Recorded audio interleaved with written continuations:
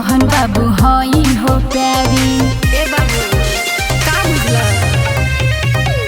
पापा के परी हई माँ के दुलारी, भाई के बहन बाबू हई हो प्यारी।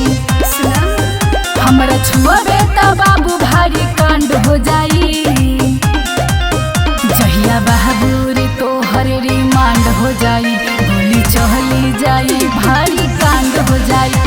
जहिया बाबू रे तोहर रिमांड हो जाई, गोली चहली जाई भारी कांड हो जाई, बुझला।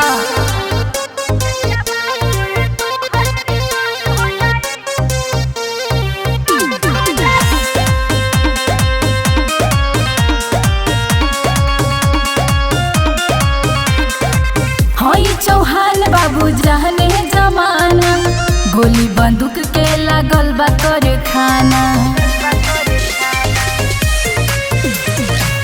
हई चौहान बाबू जाने जमाना, गोली बंदूक के लागल बा करे खाना। होई कोनो भी बेटरार पार हो जाई, जहिया बाबू रे तोहर रिमांड हो जाई, गोली चहली जाई भारी कांड हो जाई।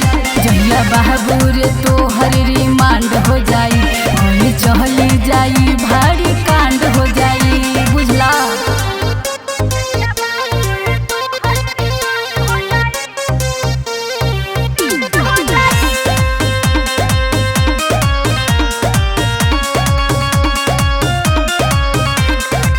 दूरे रह बाबू हम करतानी माना, थाना में आना जाना बाट है रोजाना।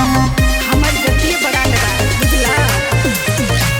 दूरे रह बाबू हम करतानी माना, थाना में आना जाना बाट है रोजाना।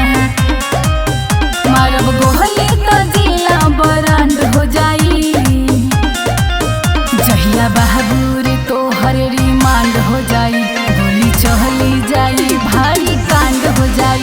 जहिया बाबू रे तो